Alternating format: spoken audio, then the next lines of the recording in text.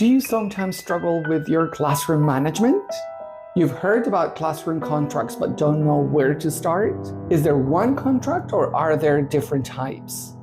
Which one can you use for your class?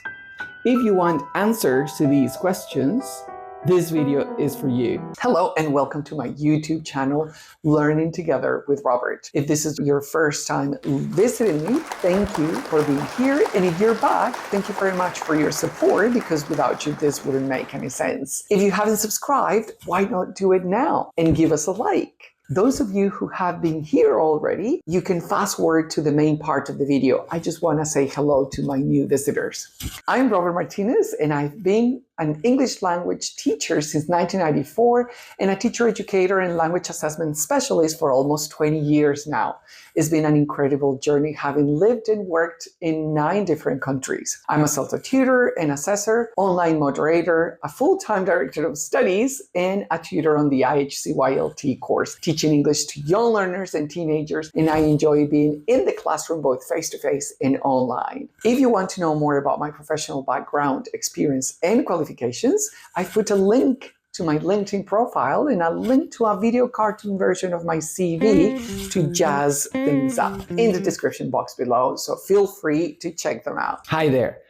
In my experience in the language classroom, I can say that classroom contracts are a powerful tool for classroom management, and that if used, deployed, and reinforced correctly, they can help us all have a good time in class. Today, I want to share with you the third type of contract in this series of videos.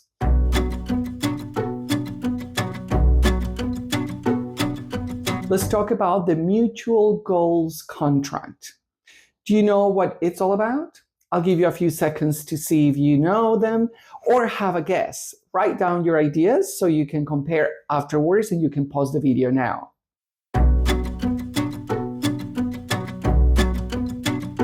Okay, let's walk together through the 3 main steps, easy to remember. The first one is goal brainstorm, which you can do for 5 minutes. Initiate a whole class brainstorm around shared goals, such as creating a supportive space for language practice or respectful listening.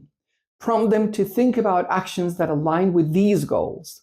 Make sure they're writing this information somewhere, as we will need it for the next stage. Second, small group goal setting for about 10 minutes.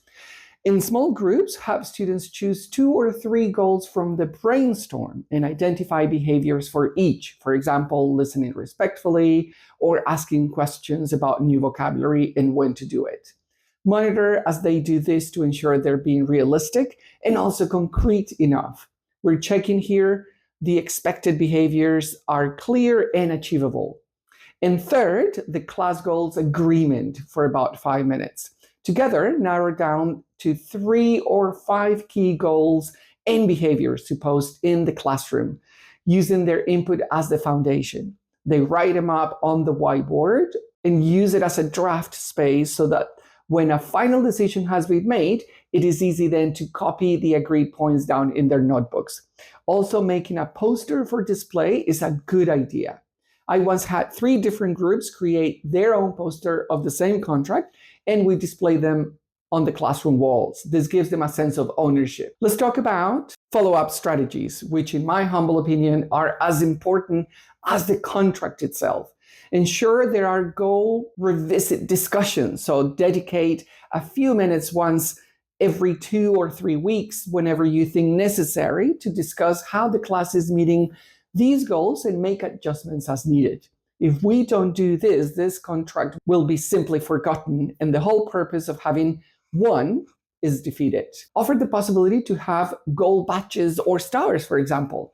Provide simple acknowledgement like a badge or a stars on a chart whenever the class collectively upholds a goal, reinforcing the value of teamwork.